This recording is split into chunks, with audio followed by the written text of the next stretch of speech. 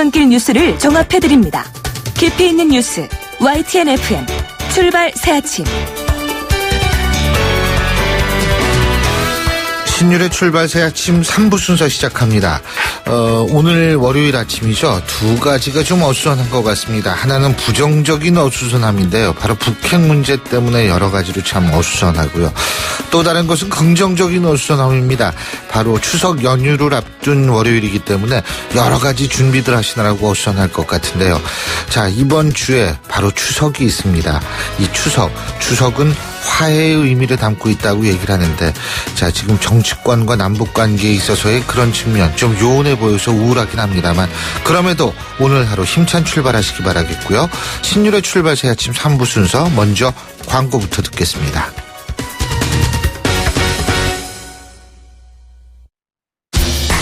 항공권도 매진이야. 실시간 빠른 항공 호텔 예약 시스템 온라인 투어. 가격이 싸니 일정이 별로야. 알뜰하고 품격 있는 여행은 온라인 투어. 에어텔, 교통패스, 각종 입장권.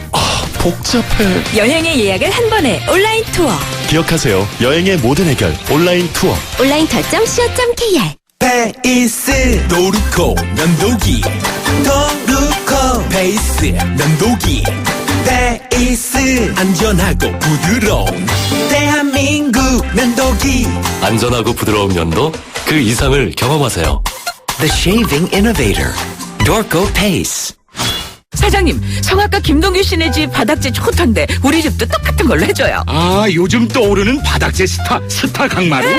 스타일 좋고 습기 열 긁힘에 강하니까 오래 사용하려면. 그래서 스타 강마루를 하는구나. 성악가 김동규입니다. 강마루 스타는 스타 강마루. 스타 강마루. 온도와 습도를 항상 일정하게 유지시켜주는 항온항습기 전문기업 AR. 전산센터, 반도체 공장, 미술관, 박물관, 귀중품 보관실을 30년 축적된 기술로 AR이 지켜드립니다. 24시간 확실한 서비스 보장. 031-497-0561. 아유, 세 단계 종이 또 걸렸어. 정말 재본하나 하려다가 미치겠네. 내가 진작 현대오피스로 바꾸라니까. 오늘 다 날 셀 거야. 이제 스트레스 받지 마세요.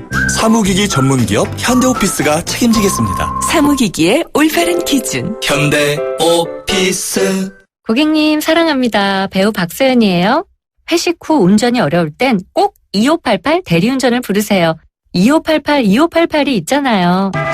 좌우로 정렬 2588. 눌러줘요 2588. 2588 대리운전아, 고객님을 부탁해.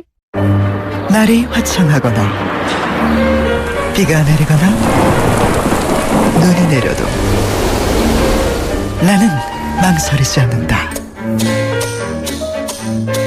판단하기 전에 눈이 먼저 반응하는 브랜드 잭필드. 안녕하세요. 아이시스 8.0 모델 송혜교입니다. 미소가 생기다. 화사함이 생기다. 건강한 하루가 생기다. pH 8.0과 풍부한 미네랄로 핑크빛 생기가 생기다. 아이시스 8.0. 이제 모두 핑크하세요. 송곳 같은 말. 허무한 말, 우리가 주목해야 될 말을 전해드립니다. 왁자지껄, 말. 호남 민심을 말하는 것보다 중요한 것은 실제 도움이 되는 비전과 정책을 만들어내는 것이다. 더불어민주당 문재인 전 대표가 광주를 찾아서 한 얘기입니다. 맞는 말입니다만은 이것은 역설적으로 지금 호남 민심이 친문이 달거 지도부를 차지하고 있는 더불어민주당에 대한 감정이 좋지 않음을 인정하는 발언이라고 생각합니다. 그동안 더불어민주당 지도부는 호남 민심이 자신들에게 돌아올 것이라는 점을 자신하는 듯한 발언을 계속했습니다만, 문재인 전 대표의 이런 발언은 호남 민심 돌리기는 거 이거 쉽지 않음을 알고 있다는 발언으로 들리는데요. 그렇기 때문에 호남은 앞으로도 더민주의 가장 큰 고민거리로 남아있을 것 같은 생각입니다.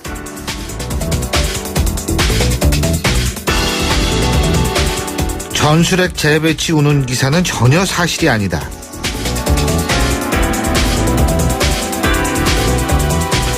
청와대 정영국 대변인이 한 얘기입니다. 전술핵 배치나 핵무장론을 주장하는 측이 진짜 핵무장이 필요하다고 생각할 수도 있지만 하나의 외교적 압박 수단일 수도 있다는 생각입니다. 다시 말해서 정부는 한반도 비핵화 원칙을 고수하는 입장을 취하면서 또 다른 정치권은 핵무장론을 주장해서 중국을 압박하는 전형적인 외교 전략일 수도 있다는 얘기인데요.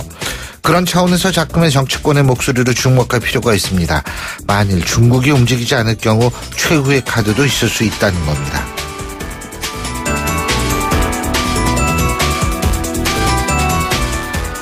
쟁반같이 둥근 진짜 추석 보름달은 토요일에 뜬다.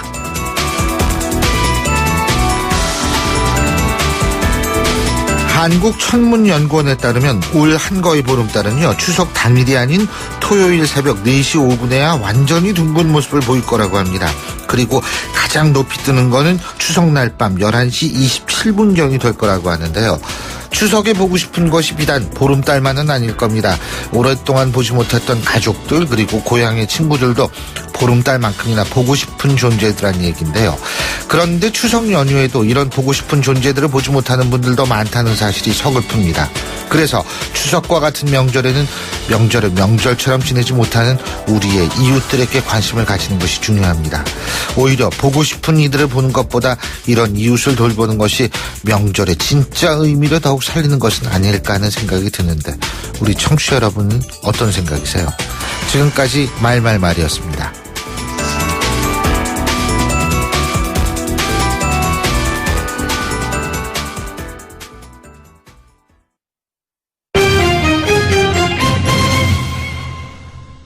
경제 뉴스 알아보겠습니다. 최요한 경제평론가 전화 연결합니다. 안녕하십니까? 예, 안녕하십니까. 최요한입니다. 예, 올여름 기록적인 폭염은 역대 최고 수준의 대풍년이 될 것이다. 이런 예상을 할 수 있게 하지만 예. 근데 이게 쌀 가격이 떨어지면서 이거 뭐 풍년 된다고 그래서 좋아할 수만은 없는 상황이다. 이런 얘기도 나오고 있네요. 그렇습니다. 뭐 작황은 역대 최고 수준이라고 하는데 이유는 이제 평년에 비해 평균 기온 높았죠. 일조량도 많았고 그리고 태풍 피해도 없어서 이 대풍의 삼박자가 맞아떨어진 결과입니다. 하지만 생산은 늘고 소비는 줄어들어서 쌀 가격이 떨어지는 것이 가장 큰 문제죠. 어제 농림축산식품부와 통계청에 따르면 수확기를 앞둔 지난 5일 20kg 전국 기준 그 산지 쌀값은 34,288원. 1년 전 같은 기간보다 14.3% 떨어졌습니다. 이 풍년이 계속되면서 재고가 급증한 데다가 올해도 기록적인 대풍이 예상돼서 물량이 계속 쏟아져 나오고 있기 때문입니다. 예. 이 쌀이 남아도는 문제 해결하기 위해 정부에서 재배 면적 꾸준히 줄이고 있거든요. 근데 소용이 없는 것이 작황이 좋은 데다 기술력까지 향상되면서 단위 면적당 생산량이 늘고 있기 때문입니다. 예컨대 지난 6월 말 기준으로 정부의 쌀 재고량이 175만 톤인데 지난해보다 42만 톤 많은 겁니다. 그런데 예. 유엔 식량농업기구가 권장하는 한국 정부의 적정 쌀 재고량은 80만 톤입니다. 175만 톤인데 80만 톤. 이 차이가 크죠. 이러다 보니까 쌀가격 폭락 그리고 정부가 투입해야 하는 직불금은 또 눈덩이처럼 불어난다. 이런 상황에서 농협은 이제 쌀 매입 방식을 사후 정산제를 바꾸자라고 주장하고 있습니다. 그러니까 사전에 수매값을 정해서 농가에 지급하는 것은 풍년이 계속되면서 농협 수매값보다 시세가 낮아 손해가 누적된다. 그래서 예. 쌀의 안정적인 매입을 지속하기 위해서는 꼭 필요한 제도다. 뭐 이렇게 주장하고 있습니다. 그렇군요. 자, 그리고 그 한진해운의 전 경영인이라고 볼 수 있죠. 최은영 유스홀딩스 회장. 이 한진해운 사태에 대해서 도의적 책임과 함께 사회적 기여 방안에 대해서 고심하겠다. 이렇게 지금 얘기를 했는데 자, 네. 어떤 식의 이 사회적 기여 방안인지 이런 쪽도 지금 주목을 좀 하고 있죠.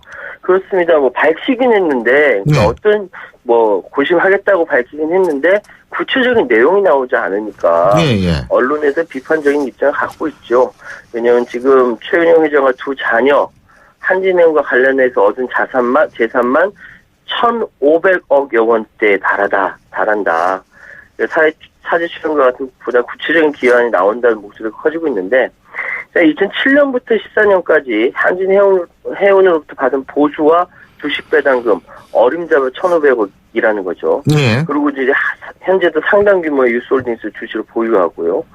그 세 사람 다 수백억 원대 현금을 주식 외에도 챙겼습니다. 2006년 조소 전 회장 사후, 2007년부터 최 회장이 이제, 이끌다가, 어차피 조양호 한진그룹 회장한테 경영권을 넘기기 전까지 새 모녀가 지분 보유로 챙긴 배당금이 253억 9,300만 원이라고 하고요. 근데 보셨다시피 구조조정 청문회에 나와서 경영자로서 도의적인 책임을 무겁게 느낀다는 울먹였는데 예. 예전에는 감성 경영이라고 해서 인정하고 넘어갔는데 여기 나와서는 사제 출연에 대해서는 한마디 없는 거 보면서 굉장히 비판적인 싸늘한 분위기에 싸늘해졌었거든요. 예. 반대로 조양호 한진그룹 회장은 내일까지 자신이 보유하고 있는 주식회사 한진과 한진칼 주식을 담보로 대출을 받아서 400억 원을 일단 한진해운에 지원키로 했습니다. 예. 아니, 근데 사회적 기여가 어쩌고 얘기해가지고 재단 만드는 사람도 많았잖아요, 여태까지. 네. 근데 만든다 그러고 실제로 만들긴 만들어도 그 재단이 도대체 어떻게 사회 기여하는지 알 수가 없는 경우가 많아요. 예? 예. 자, 그리고 취업 준비생들에게 불리하게 작용했던 인강, 그러니까 우리 흔히 인강이라고 그러죠. 인터넷 강의. 예, 해지 환불 규정이 전면적으로 개정된다는 소식 있죠? 예, 지금까지 굉장히 취업 준비생들이 불리했었는데요. 예. 어학, 자격증, 고시 관련 수강 기간에 관계없이 언제든지 환불을 받을 수 있고 위약금도 없어진다는 겁니다. 예. 이 공정거래위원회가 EBS 등 20개 인강 이용 약관을 심사해서 이제 불공정 약관을 시정했다 어제 밝혔는데요. 예. 이들 업체가 이달 말까지 해당 약관 조항을 모두 자진 시정키로 해서 제재는 면했습니다. 이 일정 기간 비율 이상 수강했거나 수강 연기를 하면 환불이 불가능했습니다. 예. 수강 기간이 30일 지나도 언제든지 해지할 수 있게 이제는 됐고요. 예. 미수강분 환불 받을 수 있게 됐고요. 또 온라인 강의 결제하면 취소할 수 없거나 취소 시에 위약금을 10% 내야 됐는데 예. 이 조항도 삭제됐고요. 그래서 지금까지 수강 취소도 이제 유무선 방식 또는 직접 방문해야만 했지만 앞으로는 게시판이나 전자문서 온라인으로도 가능해졌고 그래서 전체적으로 이 취업 준비생들에게 불리하게 작용했던 인터넷 강의 해지나 환불 규정이 전면 개정하면서 조금 더 나아졌다라고 말씀드릴 수 있겠습니다. 예, 잘 알겠습니다. 오늘 말씀 잘 들었습니다. 고맙습니다. 예, 감사합니다. 예, 지금까지 최요한 경제평론가였습니다.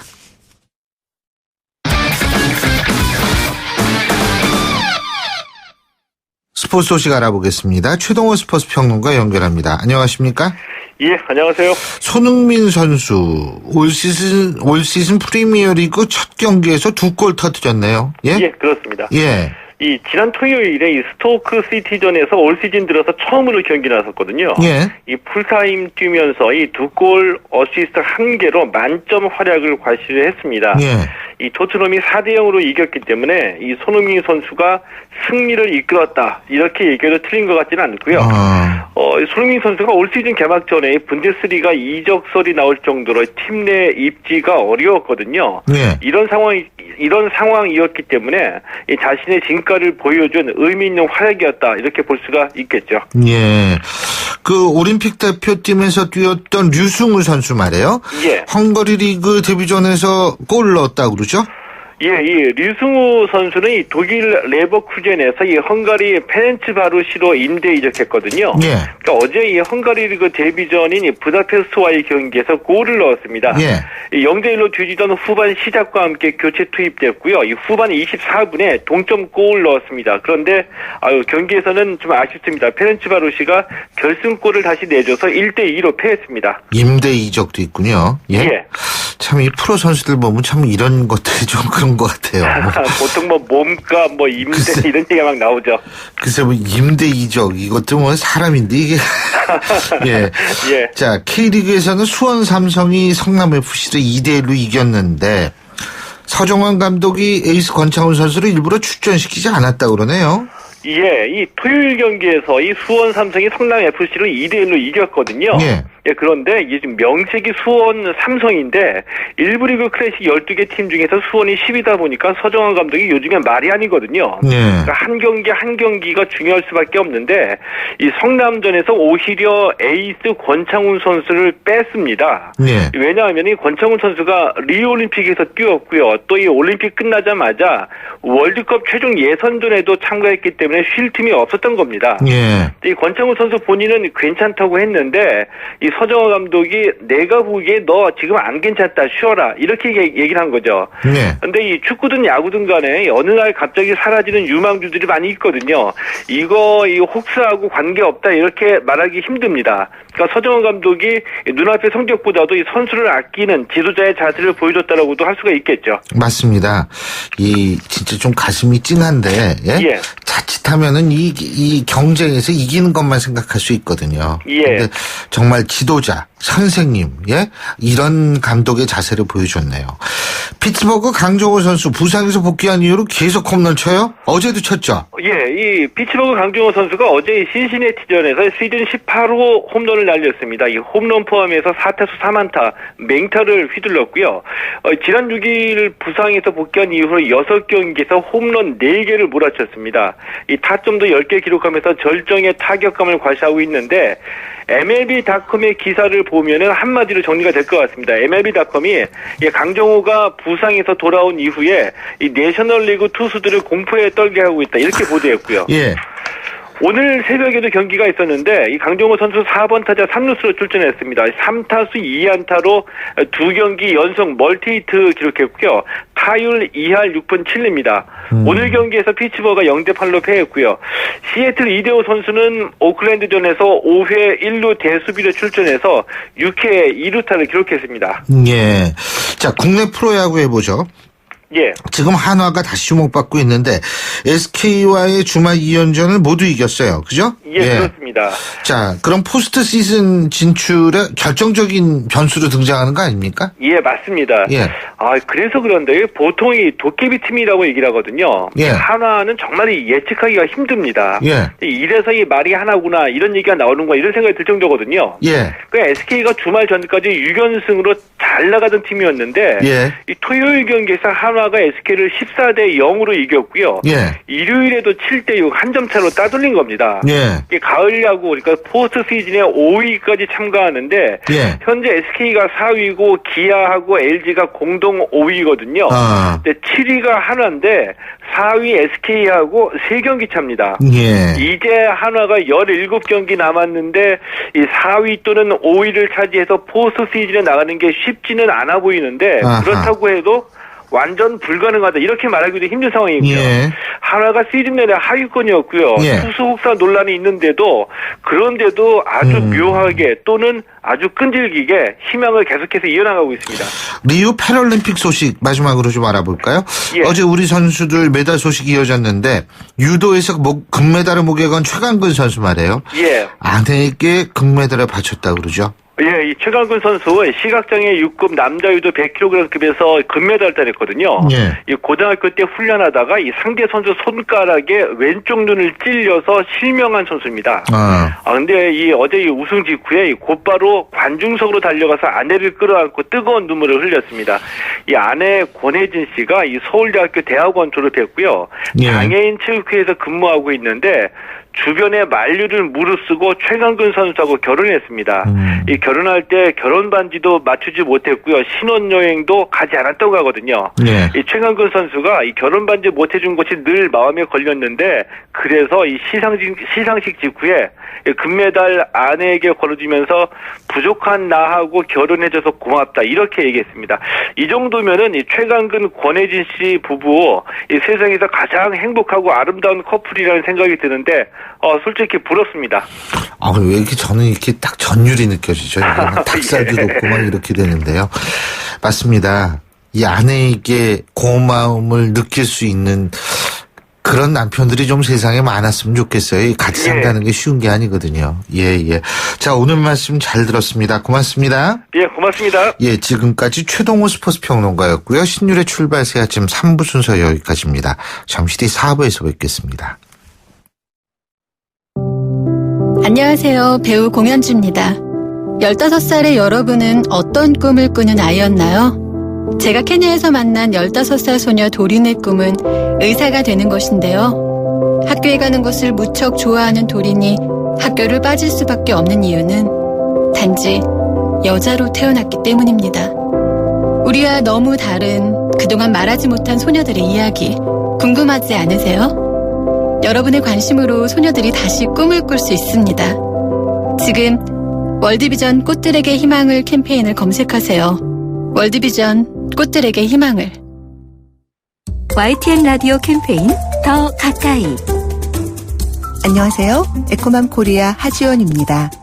가습기 살균제 사태로 생활화학제품에 대한 관심이 높아지고 있는데요. 최근에는 일부 화장품과 아기용 물티슈에서도 가습기 살균제에 사용되는 유독성 화학물질이 발견돼 논란이 되고 있습니다. 한 조사에 따르면 우리가 아침에 일어나서 출근 전까지 사용하는 화학제품이 무려 12가지 이상이 된다고 합니다. 어른보다 면역력이 약한 어린이들은 이런 화학물질에 노출되면 사망에 이를 만큼 치명적인 영향을 받는다고 하는데요. 여러분, 이제 건강을 위해 살을 빼듯이 화학물질도 다이어트가 필요한 때입니다. 아이들의 건강을 위해 불필요한 화학제품과 이별해보는 건 어떨까요? 친환경 소재는 더 가까이, 화학제품은 저 멀리, 화학물질 다이어트를 실천해보세요. YTN 라디오 캠페인 더 가까이. 한국환경공단과 함께합니다. 골프 장갑도 지맥스, 생산 장갑도 지맥스, 헬스 장갑도 지맥스, 가죽 장갑도 지맥스, 장갑하면 지맥스, 대한민국 우리 장갑 지맥스. 30년 한길 범양 글러브가 만듭니다. 글러브 맥스 지맥스. 날카로운 분석, 내일을 보는 시선, 신율의 출발 새 아침. 신율의 출발 새 아침 4부 순서, 먼저 광고부터 들으시죠. 자, 따라해보세요. 이카운트 ERP 4만원 회계 관리, 이카운트 ERP 4만원 재고 관리, 이카운트 ERP 4만원 생산 관리. 사업 성공 함께해요. 이카운트 ERP의 모든 기능을 월 4만원에 드립니다. 가입비 부가세 별도. 당신의 랜드로버는 시간이 지나도 그 가치가 확실히 지켜져야 합니다. 랜드로버가 보장하는 랜드로버 인증 중고차 서비스 트레이드인 프로그램. 보유하신 랜드로버를 최상의 조건으로 팔고 신차 구입 시 특별 혜택까지 누리시기 바랍니다. 랜드로버 공식 인증 중고차 전시장에서 만나보세요. 일회용 면도기, 오늘도 어김없이 당신의 피부를 자극하죠. 이제 업그레이드 하세요. 새로워진 질레트 마스리 터보. 더 얇아진 면도날로 더 부드러운 면도를 경험해보세요. 질레트 블루투 면도기 대비 10번을 면도해도 새 일회용보다 부드러운 마스리. 남자를 위한 최상의 선택. 질레트. 성공하는 회사의 업무 솔루션 알려드릴까요? 비즈메카 이지는 인사, 회계부터 전자결제까지 모든 업무를 한 번에 다 할 수 있어요. 게다가 무료. 비즈메카 이지 하나로 모든 업무를 쉽고 빠르게. 무료 용량은 홈페이지를 확인하세요. 비즈메카 이지 윤소희의 KT. 신세경입니다. 세계를 놀라게 한 아웃도어 기술이 대한민국 기술이란 사실 알고 계셨나요? 심장을 기록하는 기술 야크온 P, 체온을 조절하는 기술 야크온 H, 블랙야크의 혁신이 아웃도어의 혁신을 이끌어갑니다. 세상은 문 밖에 있다. 블랙야크. 탈모? 빠지는 머리에 필요한 영양소는 따로 있죠. 그래서 판시드. 탈모를 개선하는 약용 효모와 케라틴 효과. 판시드는 확실히 다른데? 빠지는 머리에 영양을 채우세요. 모바일 자신감? 판시드. 약국에 있습니다. 동국제약. 예, 8시 32분 52초 지나고 있는데요. 자, 월요일 아침 출근길 교통 상황 알아보겠습니다. 박호영 캐스터. 네, 신일의 출발 새 아침 교통정보입니다. 추석을 코앞에 둔 월요일 아침인데요. 고속도로 소통량은 평소와 같은 수준이고요. 서울 시내에서는 출근길 정체가 좀 여전한 편입니다. 좀 풀렸다 싶은 곳은 분당 내곡간 도시고속화도로 일부 도로인데 시흥 지하차도 빠져나가는데 이제는 풀렸습니다. 하지만 내곡 나들목을 가까이 하면서는 여전히 더디고요. 국회대로 따라 여의도 들어가는 길 여전히 힘겹습니다. 신월 나들목에서 경인 지하차도 영등포구청 쪽으로 밀립니다. 나란한 공항 전망대로는 마곡역에서 발산역 쪽으로 차가 많고요. 여의대방로 보라매역에서 대방역 쪽으로 여의도 들어가는 길도 밀리고 있습니다. 올림픽대로 하남 쪽으로 여전히 여의 상리와 한강대교 사이 4차로의 고장차가 치워지지 못하고 있습니다. 이 뒤쪽으로 행주대교부터 긴 구간 밀립니다. 신일의 출발새 아침 교통정보였습니다. 신율의 출발새 아침 오늘 순서 시작합니다. 오늘 아침 당신이 듣고 싶은 뉴스 94.5MHz YTN 뉴스 FM 신율의 출발 새아침.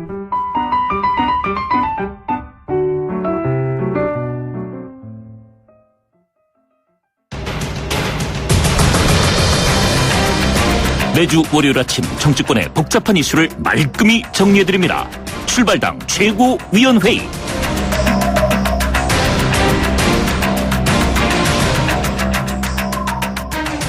예, 언제나처럼 오늘도 두 분 나와 계십니다. 데일리한 이종근 편집국장 나와 계십니다. 어서 오십시오. 안녕하세요. 출발 이종근입니다. 예. 조금 더 연구를 해오시지. 저 두분정치연구소 서양호 소장 나와 계십니다. 네, 추석 연휴가 있어 즐거운 새 아침입니다. 서양호입니다. 예, 참. 저는 좀 어두워서요. 북한 이슈도 있고 해서. 그런 것도 있는데, 근데 국장님 어디 안 가세요? 이종국 국장님. 네네. 저는 서울입니다. 그래서 어디 특별히 가지는 않고 조용히 서울을 지키려고 합니다. 우리 서양호 소장님. 저 좀 멀리 좀 갑니다. 예. 부모님이 역귀향으로 수원에 형님댁이 모이기 때문에 거기 많이 막힐 텐데 내려갈 때. 큰일 났네 이거. 그걸 언제 새벽에 출발하세요? 예? 아유 참. 아니 지금 우리 청취자분 중에서 수원에서 서울까지 출퇴근하시는 분이 3분의 1은 되실 텐데 아유 참 멀리 가시네. 자 근데 아까 지금 이종 국장님이 좀 우울하다 말씀하셨는데 오늘 첫 번째로 얘기 나눌 주제라는 것은 북핵 실험이 몰고 온 파장, 이 정치권의 반응, 이 부분입니다. 이 정치권의 안보 이슈가 지금 급부상하고 있습니다. 근데 지금 방금 들은 뉴스 잠깐 말씀드리는데요. 미국 최신의 폭격기죠. B-1B가, 바로 우리나라에 오늘 오기로 했는데 기상 악화로 이것이 조금 연기가 되는 모양입니다. 자, 근데 기상이 가만히 있으면 좀 날씨가 흐리긴 흐렸군요. 예. 자, 근데 정치권에 이렇게 안보 이슈가 급부상했는데, 핵실험은 다 규탄하는데, 여야에 좀 대응의 차이가 있는 것 같아요. 이종국 국장님. 네네, 그렇습니다. 일단, 여권 일각에서, 이정현 당대표와 원희철 전 원내대표는 계속 같은 주장을 해왔습니다. 그리고 이제 김문수 지사 이런 분들이 연달아서 이제 핵 무장을 해야 된다 이런 목소리를 높이고 있고 거기에 반해서 이제 더민주당은 핵 무장론을 비판을 하고 있습니다. 근데 이제 일단 이거 당의 어떤 상황까지는 아직 아닌 것 같고요. 다만 이것이 좀 눈여겨볼 대목은 뭐냐면 지금 이 5차 핵실험을 어느 단계로 우리가 인식하느냐의 차이인 것 같아요. 그러니까 5차 핵실험까지 이 어떤 과정이나 혹은 결과를 보면, 그러니까 이 point of no return이라고 하죠. point of no return. 돌이킬 수 없는 비가역적 상황이다. 그러니까 이 북한의 핵은 이제 더 돌이킬 수가 없다. 지금의 상황에서 이거를 자제시키거나 없는 어떤 상황으로 가지 못한다면 물론 핵 보유국으로 인정하자 이 얘기가 아니라 그 자체로서 우리가 아주 절박하게 우리의 대응책, 그러니까 한미 동맹 이런 것도 다 떠나서 우리 자체 대응책이 있어야 된다라는 그 인식에서부터 출발하는 것이거든요. 중요한 건 뭐냐면 우리가 이제는 대북 레버리지가 없어졌다는 거죠. 한반도로 지금까지 대통령이 뭐라고 그랬냐면 한반도를 우리 중심으로 우리가 스스로 한반도의 평화를 이루자. 동북아 평화를 이루자 이렇게 지금 얘기했는데 사실 진보 정권은 핵 위협에 대해서 너무 무시를 했고 또 우파 정권은 핵 위협에 대해서 무능했어요. 결과적으로는 아무것도 못 막아냈거든요. 네. 그렇기 때문에 중요한 건 핵 무장론은 저는 찬성 반대를 떠나서 수면 위로 부상해서 이것을 논쟁을 해야 된다. 논의를 해야 되고 논쟁해야 될 이슈다라고 생각을 합니다. 예, 서영원 소장님. 네, 위험할 정도로 아주 순진한 발상이다. 이 얘기는 뭐냐면 핵 무장론과 강경론 일변도의 한국의 일부 정책에 대해서 외신이자는 미 전문가의 지적입니다. 대세개발 대목인데요. 실제로 만약에 우리가 핵무장을 할 경우에 두 가지 문제가 있습니다. 하나는 NPT를 탈퇴해야 되는데 NPT를 탈퇴하게 되면 경제 제재하고 봉쇄가 따르게 됩니다. 대외 무적 의존도가 80% 넘는 우리나라에서 과연 그것을 감당할 수 있을 건지 현실론적으로 그렇고, 두 번째는 한반도 핵을 가질 경우에 북핵 불용이라고 하는 유엔의 대한반도 전략에서도 상충되고, 특히 우리의 핵무장은 일본의 핵무장을 가져오기 때문에 미국이나 강대국들이 절대 용인하지 않을 것입니다. 그리고 동북아가 모두 다 핵을 가지게 되면 그야말로 일촉즉발의 핵에 따른 군비 증강이 우려되기 때문에 우리가 자구적인 핵무장론에 대해서 위험하다는 생각이 들고요.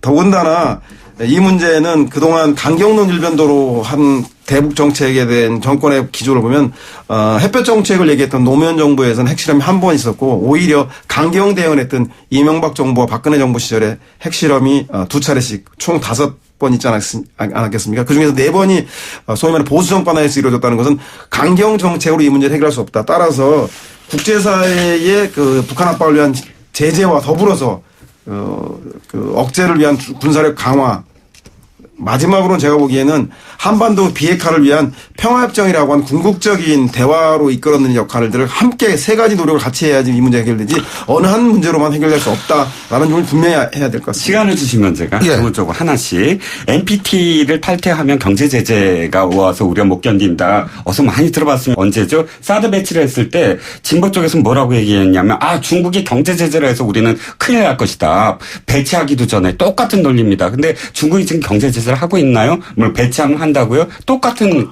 걱정이고요. NPT 탈퇴는 그 안에 조항이 있습니다. 어떤 조항이 있냐면 두개 아니지. 그러니까 핵 위협에 완전히 노출됐을 땐 탈퇴 가능하다. 예외적 조항이 있다라는 것이 분명히 있고요. 경제 제재라는 것이 이렇게 생각합니다. 그럼 먹고 사는 문제잖아요. 그런데 만약에 내가 죽고 사는 문제가 있다. 내가 죽는 문제가 있다 그러면 먹고 사는 문제는 그 다음 문제입니다. 일단 선택해야 되는 문제고요. 자, 세 번째 문제부터 하죠. 일본의 핵무장을 촉발할 것이다. 거꾸로 일본 핵무장을 더 조장하고 있습니다. 미국 오바마는 사실은 우리나라가 그러니까 미일 동맹 체제에서의 보호하에 있기를 원합니다. 그래서 어떤 의미에서는 일본의 핵무장을 사실 미국은 지금 우리는 억제하고 있지만 일본은 조장하고 있거든요. 그거는 외교적으로 지금 거의 다 드러나고 있는 상황이에요. 우리 때문에 일본이 핵무장을 하는 것이 아니라 우리를 제외하고 일본은 핵무장할 가능성이 더 커요. 그렇기 때문에 그다음에 세 번째, 북핵을 불용하는 유엔의 그런 어떤 움직임, 사실은 이거는 유엔 움직임이나 외교 문제가 아니라 다시 한번 일본 문제에 대한 답이랑 똑같은데, 우리가 진짜 생존 문제로 절박하다면 선택 가능한 문제죠. 그러니까 두려움이 어느 게 더 두려울까요? 경제 제재가 두려울까요? 아니면 핵으로서 한번 10킬로톤이 터졌을 때 24만 명, 41만 명이 부상을 당하고 죽는 문제가 두려울까요? 두려움이란 선택의 문제입니다.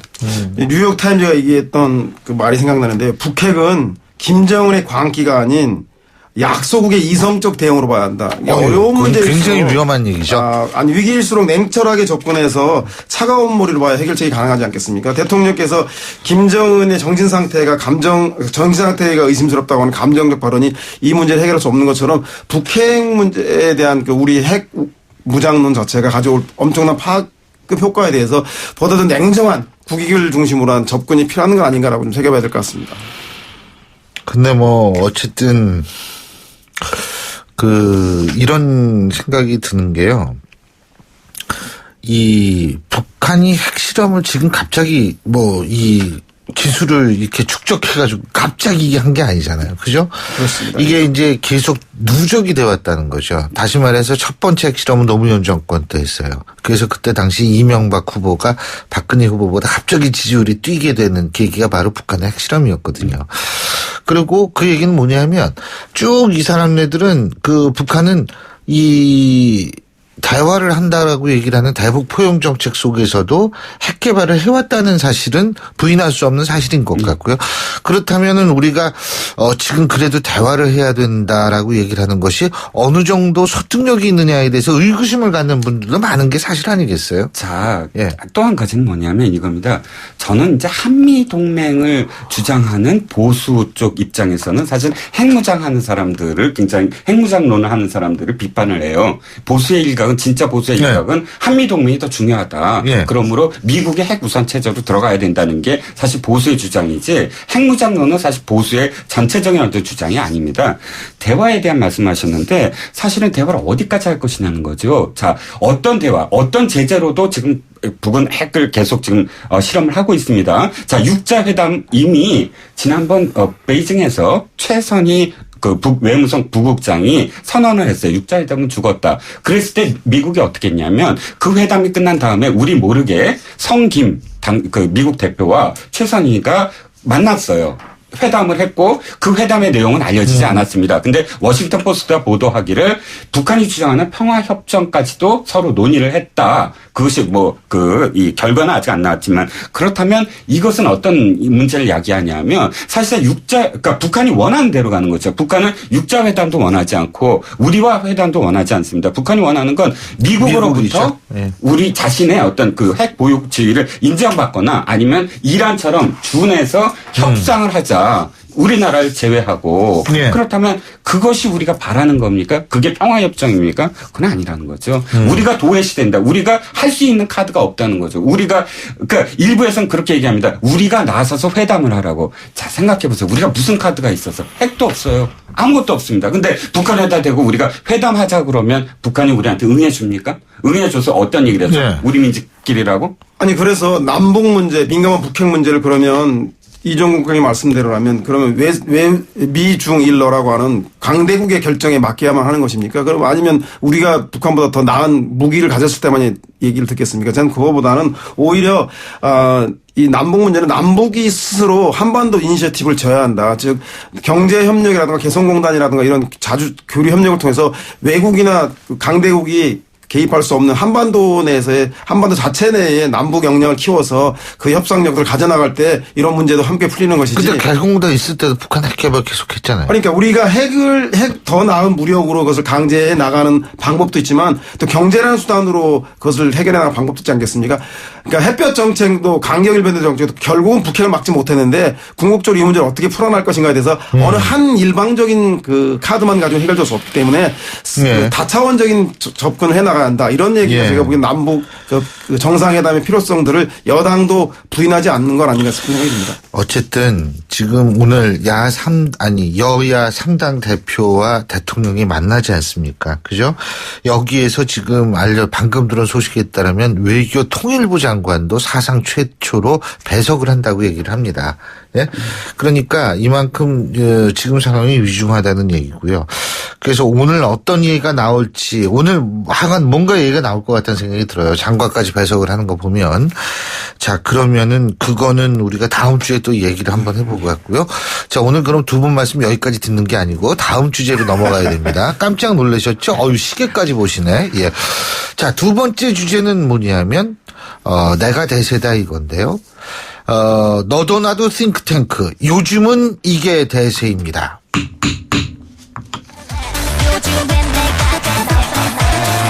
예. 요즘엔 내가 대세. 진짜 그래요.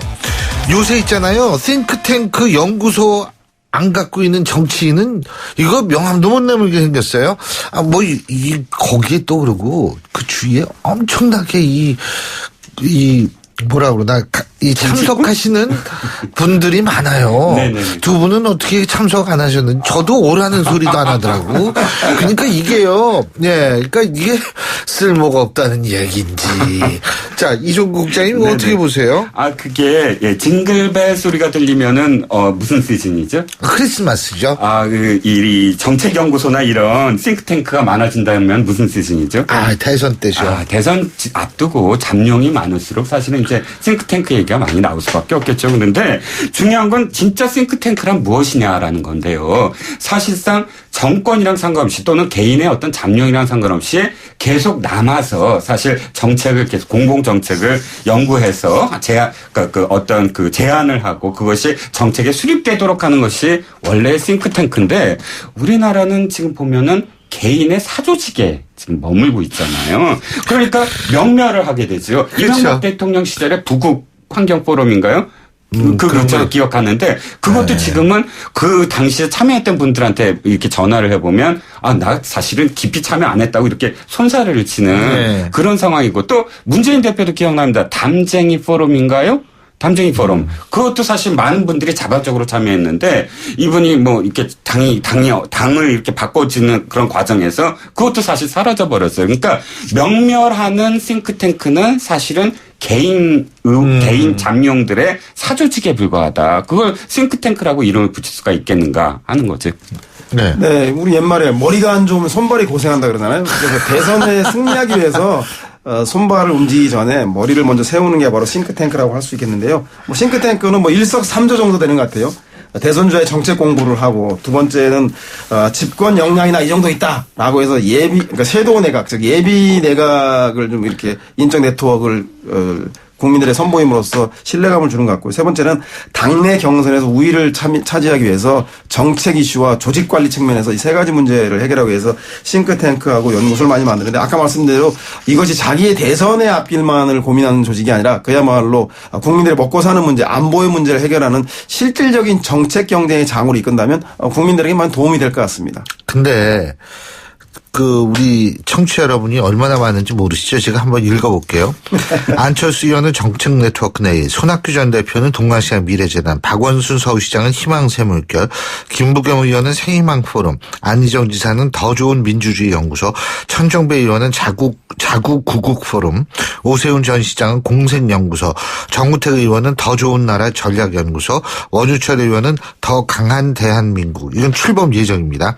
그리고 정의화 전 국회의장은 새 한국의 비전.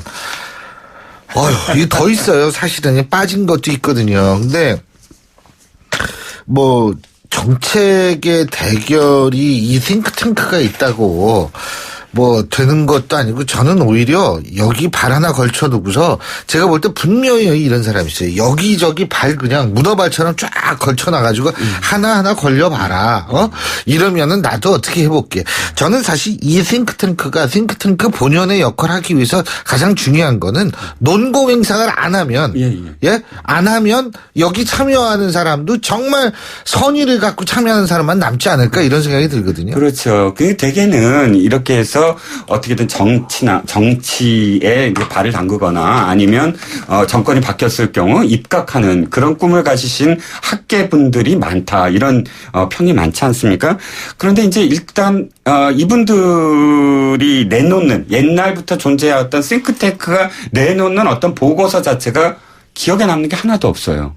사실 보고서라는 게 가장 중요하지 않습니까? 정책의 어떤 재현인데 제가 하나 기억을 해봤더니 헤리티지 재단이 미국의 보수파의 그렇죠. 가장 유명한 그런 싱크탱크 아닙니까?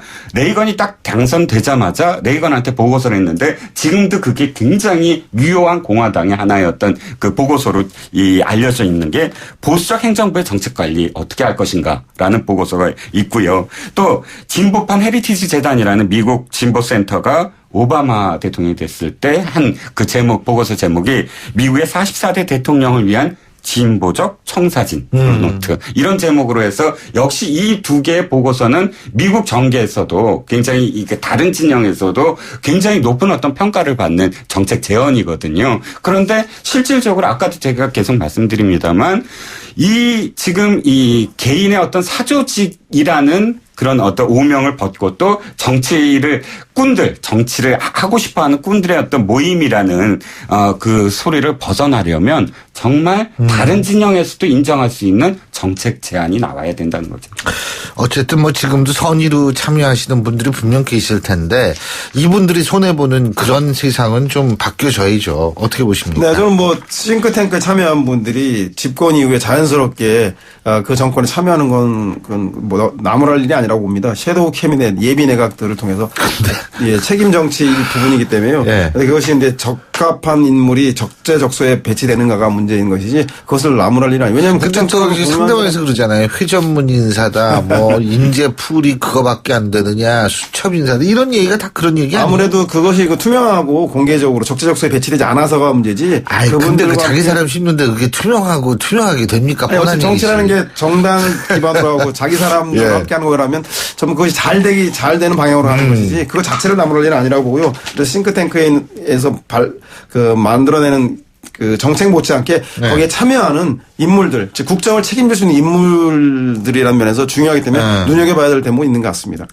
그리고요, 한 가지 더 간단하게 국민의당 안철수 전 대표가 대선에서 양극단 세력과 단일화 절대 없다.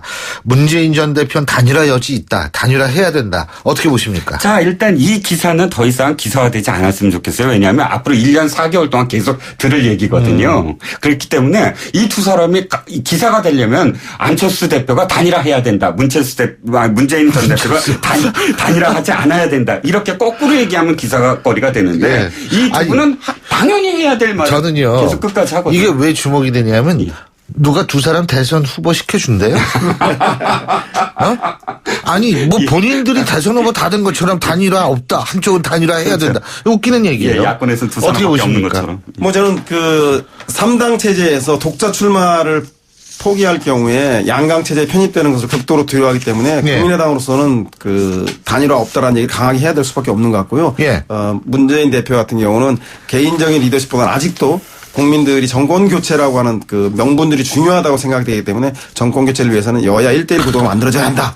이 얘기를 할 수밖에 없기 때문에 제가 봐도 그 결국 궁극적으로는 이 3당이 부동층 여권성의 부동층 표를 가져가서 여당이 분리할 것인가 아니면 호남표를 잠식해서 야권에 분리할 것인가 저는 그것에 달려 있는 것이지 문재인, 안철수 이 두 분에게 달려 있는 건 아니라고 봅니다. 저라면은 이렇게 얘기했을 겁니다. 누가 대선 후보가 될지 모르지만 야권 후보 단일화라는 것은 필요하다라든지 뭐 예를 들면 양극단은 저는 좀 너무 정난한 표현은 피했을 것 같습니다. 오늘 두 분 말씀 여기까지 듣겠습니다. 고맙습니다. 감사합니다.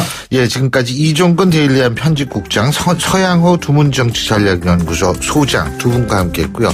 신율의 출발새 아침 월요일 순서 여기서 줄입니다. 전 내일 아침 7시 15분에 다시 오겠습니다. 신율이었습니다. 고맙습니다.